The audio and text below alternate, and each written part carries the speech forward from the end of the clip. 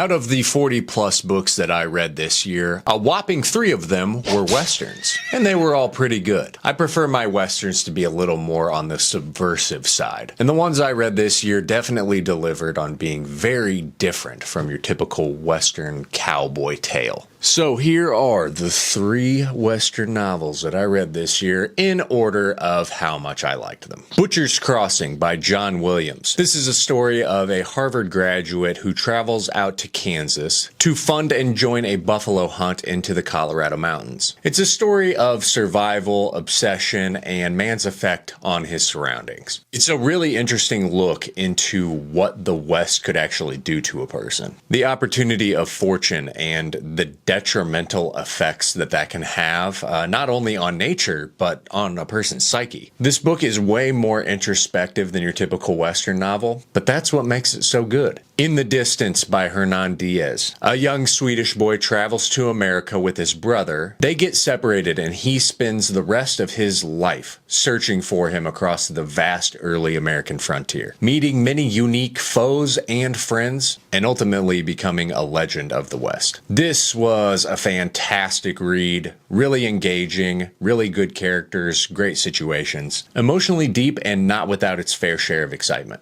I think that this book is criminally underrated, and I would recommend it to anybody, whether you like Westerns or not. No Country for Old Men by Cormac McCarthy. This is a modern Western set in the 1980s. A man finds a briefcase filled with $2 million.